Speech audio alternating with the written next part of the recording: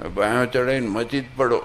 ઘણી વખતે ઓલા ધીરે ધીરે ટીચકા મારતા હોય બોર્ડર ઉપર, પછી બે જણ ઓલું બ્રહ્મોસ ફોડી નાખો ને પછી હરખું થઈ જાય, ઠામુકા ઢીલા થઈને પડી જાય. એટલે આપણે બ્રહ્મોસ નથી મારવી, પણ આ સમાચાર જવાના છે એ બ્રહ્મોસ જ થશે. અને આ ખોટું હોય તો કહેજો. પ્રત્યક્ષ દાખલો જોઈ લો, અહીંયા પાડોશમાં જ છે, પાડોશમાં જ છે, ઉખાડીને મૂકી દીધું. મેં કીધું જાઓ, નથી જોઈતું તમારું નાટક.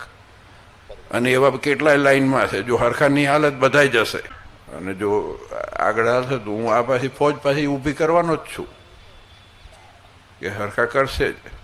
પણ હકીકતમાં કહું છું, આપણે શેના માટે પાંગડા થઈએ છીએ ખબર જ નથી પડતી. અને ફરિયાદી તો થવું જ નહીં, કોઈ દિવસ ફરિયાદી નહીં થવું, તોમતદાર થવું. તમે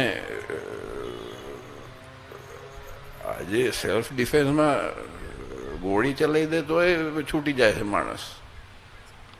આ બહુ સ્પષ્ટ વસ્તુ કહું છું.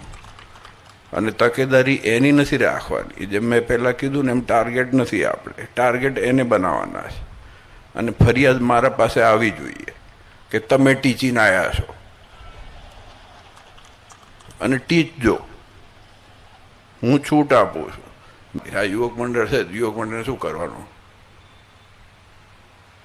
હવે નવા છોકરાઓ જે થયા છે ને, તમારે બધા છે ને બાયો ચડાવવાની છે. હો,